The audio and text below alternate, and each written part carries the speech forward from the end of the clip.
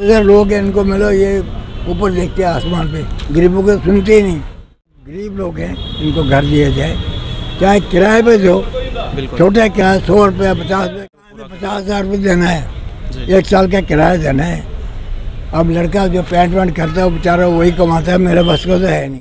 अक्सर हम ऐसे लोगों का मजाक उड़ाते हैं, देखा होगा आपने भी कि जो सीधा साधा शख्स हो हम उसका मजाक उड़ाते रहते हैं, लेकिन ऐसा नहीं करना चाहिए, क्योंकि इन लोगों ने भी अपनी लाइफ में बहुत स्ट्रगल की होती है, काफ़ी मेहनत की होती है, और मेहनत करने के बावजूद भी इन्हें वो सुकून, इन्हें वो चैन नहीं मिल पाता जो चैन और सुकून इन्हें मिलना चाहिए था।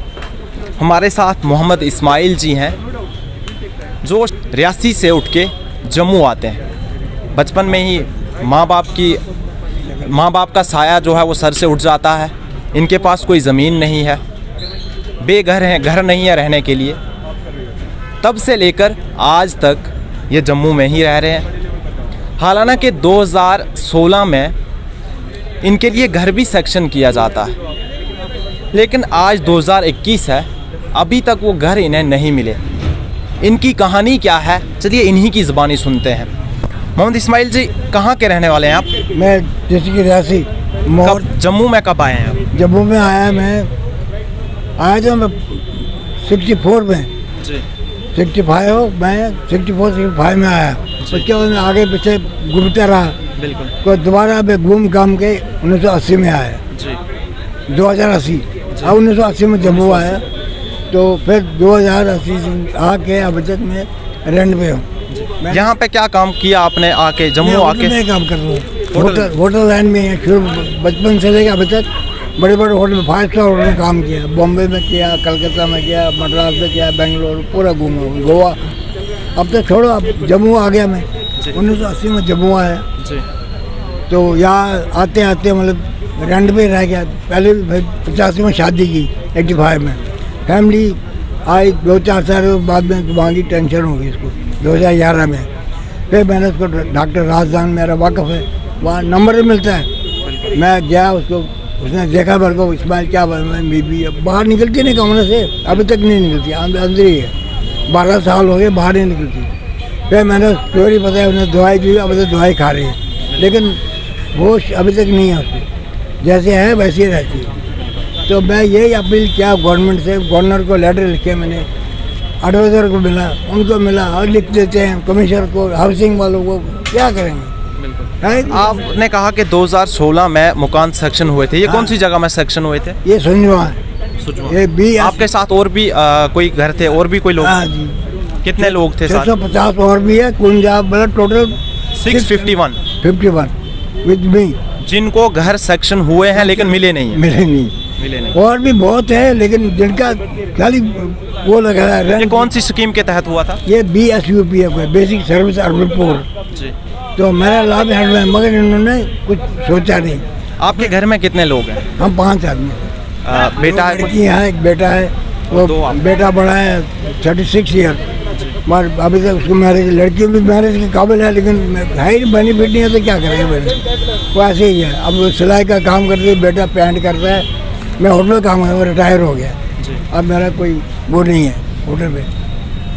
आपने जो मकान सेक्शन हुए, कभी किसी से बात की कि हमें मकान सेक्शन हुए हैं, अब हमें घर दे दिए जाए रहने के लिए? वो उनको मैंने कमिश्नर मिला, मैं कमिश्नर GMC का जो कमिश्नर है, 2010 से 20 कमिश्नर जो है चेंज हो गया, वहाँ से शिफ्ट ट्रांसफ़र हो गया।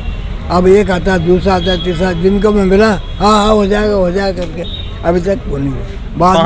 5वां साल गुजरने वाला, अभी तक नहीं। अभी बोल रहे हैं जी ये कैंसिल हो गया। कैंसिल हो गया, अब ये बनेगा नहीं दोबारा। अब ये किसने कहा आपसे? ये कमिश्नर मिला था वहाँ के बड़े JMC कमिश्नर ने कहा? हाँ, JMC कमिश्नर कहते कैंसिल है, ये बनेगा नहीं। अब यहाँ कुत्ते, गाय, डंगर वगैरह जो वहाँ गाँव के वहाँ बैठते हैं। अब कभी दे सकते हो वहाँ जाके, कमिश्नर को पूछो क्या बात हो गई, क्यों नहीं है, आपने जब सेंक्शन किया क्यों नहीं है।